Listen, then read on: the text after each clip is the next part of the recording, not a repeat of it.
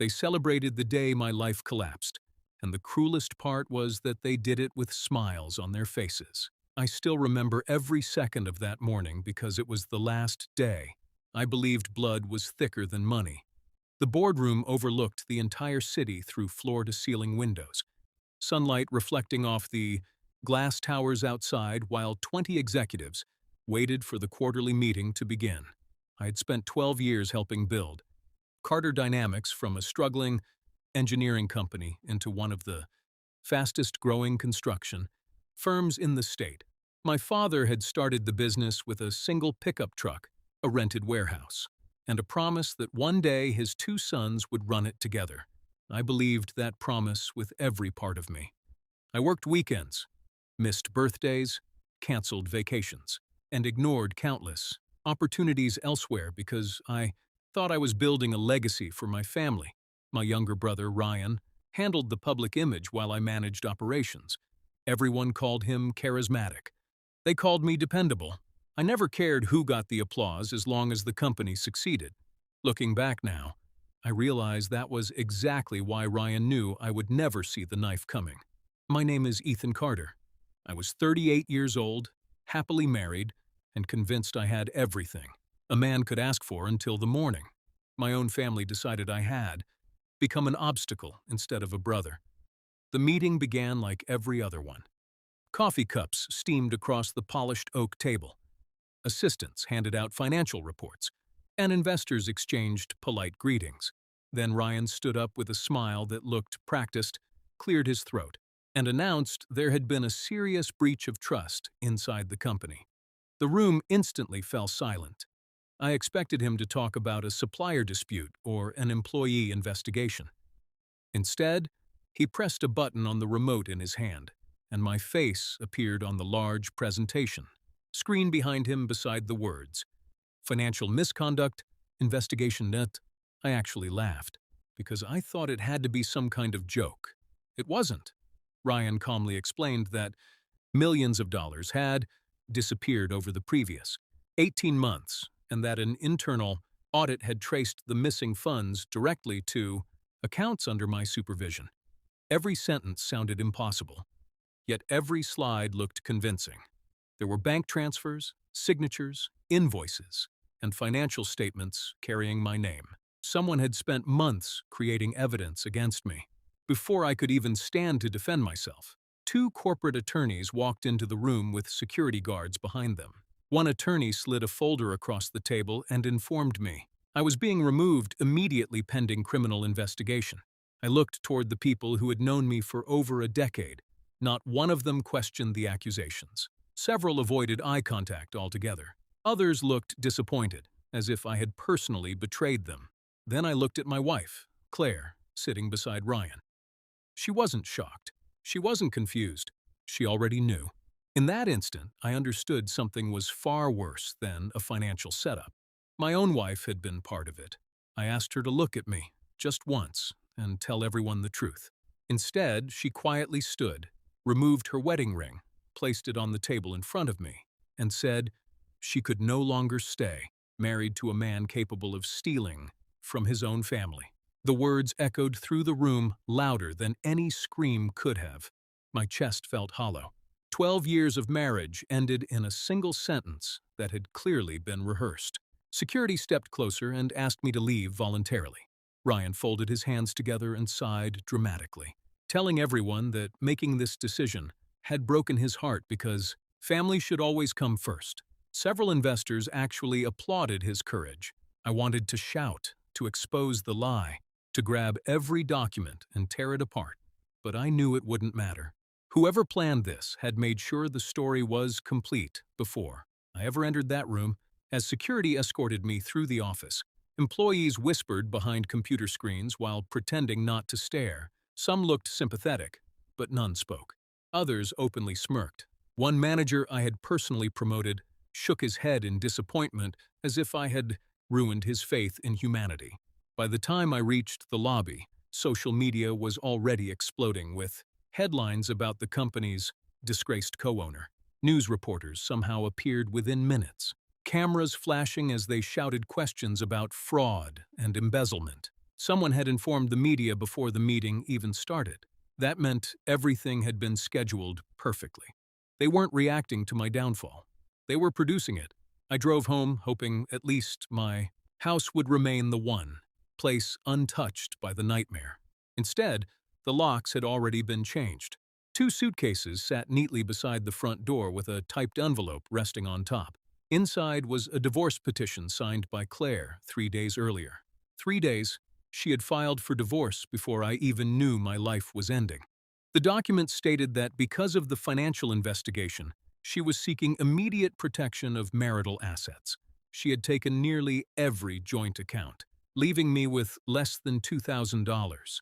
I sat on the porch until sunset staring at the papers, unable to decide whether the betrayal hurt more than the accusation itself. Around 8 that evening, my phone buzzed. It was a message from Ryan containing only one sentence. "You should have known Dad always trusted the wrong son." I read those words over and over until something inside me changed forever. The pain didn't disappear, but it hardened into something colder, something sharper. For the first time all day, I stopped asking why this was happening. Instead, I started asking how they had done it. Because if someone could fabricate an entire financial scandal, convince my wife to betray me, steal my company, destroy my reputation, and leave me with nothing, then they had made mistakes while covering their tracks. Perfect crimes only exist in movies. Real people always leave evidence. Sitting alone on that dark porch with nowhere left to go, I made myself one promise that would define every decision from that moment forward. I would never beg for my old life back. I would build a better one, uncover every lie they had buried. And when the truth finally came to light, the people who laughed while watching me lose everything would discover exactly how dangerous a man becomes when he has absolutely nothing left to lose. The first night after losing everything, I slept in my car outside a 24-hour gas station because it was the only place with enough light to make me feel safe. Every time I closed my eyes, I saw Ryan's smug smile and Claire placing her wedding ring on the conference table as if 12 years together had meant absolutely nothing. By sunrise, the local news had already declared me the greedy executive who had stolen millions from his own family. My face was everywhere. Former colleagues unfollowed me. Friends stopped answering my calls. Even distant relatives posted online about how money changes people. It amazed me how quickly people accepted a lie when it sounded believable enough. I spent the next few days calling every attorney I could find, but the moment they heard my name, they politely refused the case. The evidence against me looked overwhelming. Forged bank records, fake invoices, fabricated email chains, and financial statements all pointed directly at me. Whoever had framed me hadn't just planned for weeks, they had planned for years. I was standing outside another law office, after yet another rejection when my phone rang. From an unknown number. I almost ignored it, but something told me to answer. "If you're innocent," the voice said quietly, "stop looking at the money and start looking at the dates." Before I could ask who was calling, the line went dead. It was only one sentence, but it was the first thing that didn't sound like a death sentence. That evening I checked into the cheapest motel I could afford and spread every document I still had across the bed. At first, nothing stood out. Then I remembered the caller's words. Instead of reading the amounts, I studied the dates. Slowly, a pattern appeared. Several of the fraudulent transactions were supposedly approved while I was attending an international construction conference in Germany. My passport still had the immigration stamps proving I wasn't even in the country. Another payment had been authorized on the exact day. I had undergone emergency surgery after a workplace accident. Hospital records would show I was unconscious when the approval supposedly happened. One by one, small cracks began appearing in the story they had built against me. It wasn't enough to clear my name, but it proved one important thing. The evidence wasn't perfect. Someone had overlooked details they assumed nobody would ever check. For the first time since the board meeting, I smiled. It wasn't because I had won. It was because I finally had hope. The next morning, I visited an old storage unit I hadn't opened in years. Inside were boxes filled with project files, notebooks, backup hard drives, and personal journals from the early days of Carter Dynamics. As I searched through them, I found something I had completely forgotten about. My father had insisted on keeping handwritten approval logs for every major financial decision, even after the company switched to digital records. Computers can be manipulated, he used to say. Ink is much harder to erase. Those notebooks covered nearly 10 years of company history. If the digital records had been altered, the handwritten logs might expose the truth. I carried every box to my motel room and began comparing the entries. Hours turned into days as I highlighted inconsistencies. Signatures didn't match. Approval numbers had been duplicated. Entire projects listed in the company's financial reports were missing from my father's original logs. It was becoming obvious that someone had rewritten history after my father died. Then I noticed something even stranger. Every suspicious change had occurred after. Ryan took complete control of the accounting department. My heartbeat quickened. This wasn't random fraud. It was a carefully constructed takeover. Ryan hadn't framed me because I stole from the company. He framed me because I stood between him and complete ownership. That realization filled me with anger. But it also reminded me that accusations alone meant nothing. I needed proof that would survive in court. I needed someone on the inside. Days later, as I walked out of a grocery store with instant noodles and bottled water, I heard someone call my name. I turned around expecting another insult. But instead, I saw Daniel Brooks, the company's former senior IT manager. He looked nervous, constantly checking over his shoulder before asking if we could talk somewhere private. We drove to a quiet park on the edge of town where he admitted he had resigned the same week. I was fired. At first, he refused to explain why, but after a long silence, he finally spoke.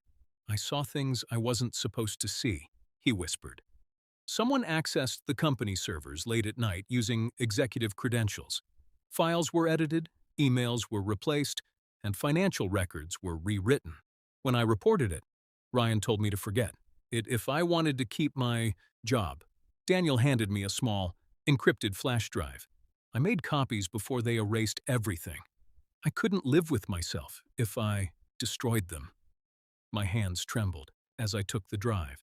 It might contain the evidence I had been searching for, or it might be another trap. Either way, it was the first real lead I had. As Daniel stood to leave, he looked at me with genuine regret. "They think they destroyed you, Ethan," he said. "That's why they stopped being careful." I watched him disappear into the parking lot while gripping the flash drive tightly in my hand. Ryan believed the game was over. Claire believed she had married the winning brother.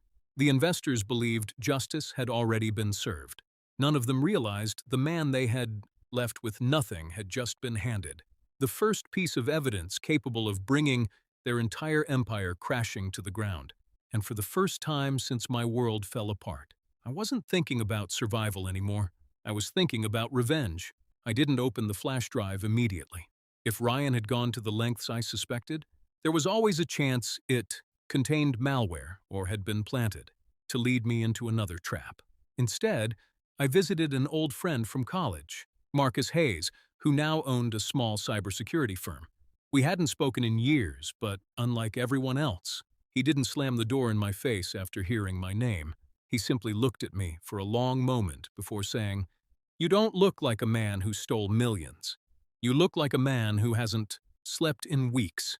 I handed him the flash drive and explained everything that had happened. Marcus agreed to examine it on an isolated computer. We waited in silence as the files loaded onto the screen. What we found changed everything. The drive contained server logs, deleted emails, and security reports that had never reached the company's official records. Several files showed that financial documents had been edited after business hours, using an executive administrator account. At first, the username appeared to belong to me, but Marcus quickly pointed out something strange. The login location came from Ryan's office every single time. Whoever manipulated the records had forgotten that the server also stored device locations. It wasn't enough to win a court case yet, but it was enough to prove that someone had been rewriting company files while pretending to be me.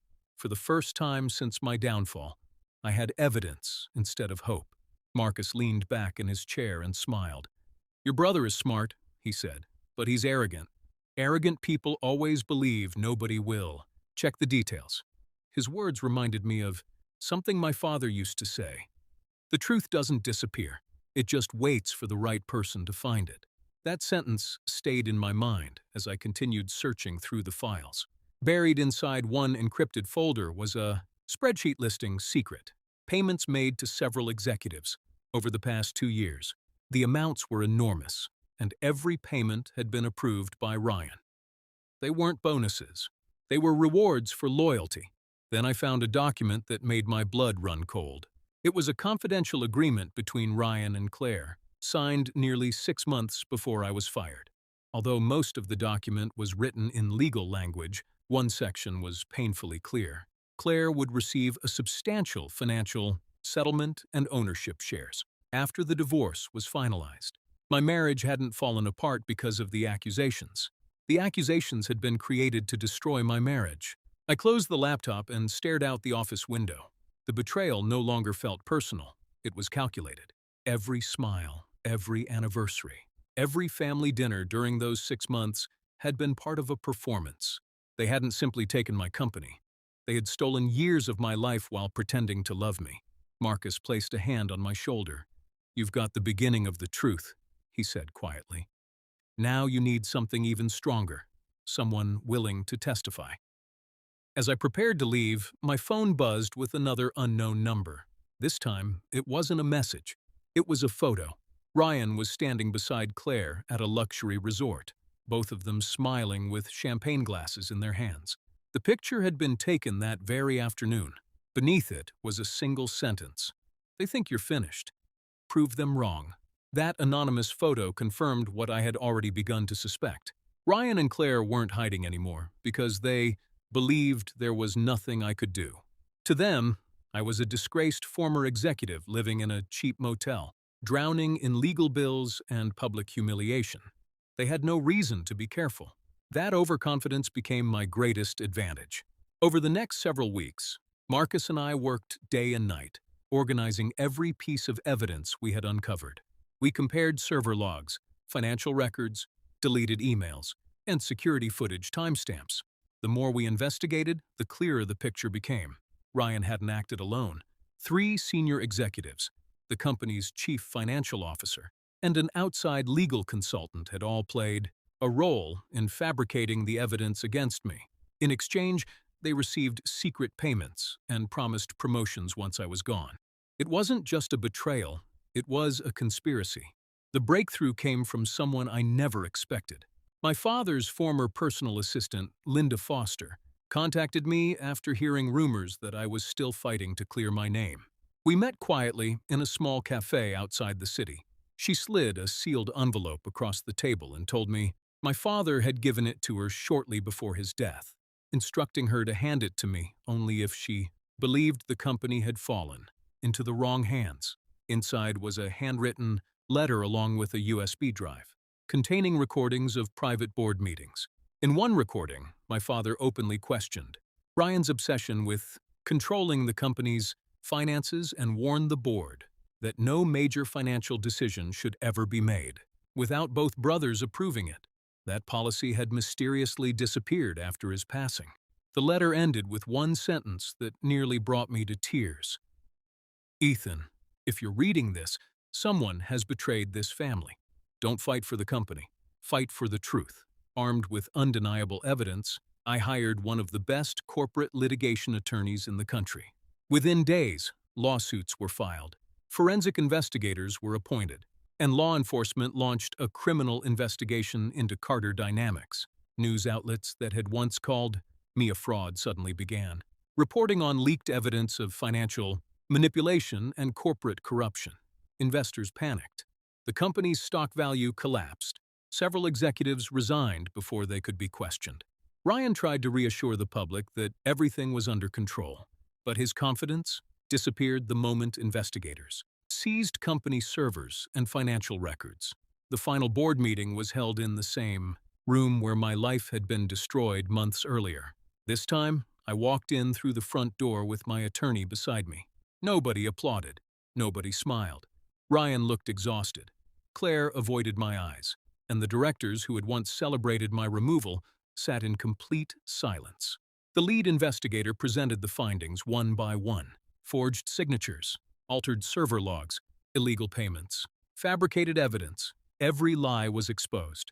Ryan's face turned pale as officers entered the room and informed him that he was under arrest on multiple charges, including fraud, conspiracy, and obstruction of justice. Claire wasn't charged criminally, but the court ruled that she had knowingly participated in the scheme. She lost every share she had gained through the divorce settlement. As Ryan was escorted away in handcuffs, he stopped in front of me and quietly asked, "Was all this really worth it?" I looked at the brother I had once trusted more than anyone else and answered without anger. This was never about revenge. You destroyed your own life the day you chose greed over family. Months later, my name was officially cleared. Every accusation against me was withdrawn, and the company publicly apologized for its role in the conspiracy. I was offered my old position back, but I declined. Some things aren't worth rebuilding.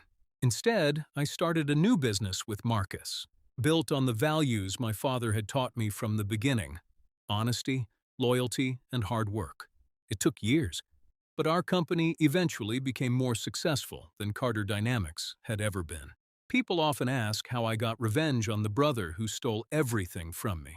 The answer always surprises them. I didn't destroy his future. I simply revealed the truth and let his own choices do the rest. The greatest revenge isn't making your enemies suffer. It's proving they were wrong about who you were all along.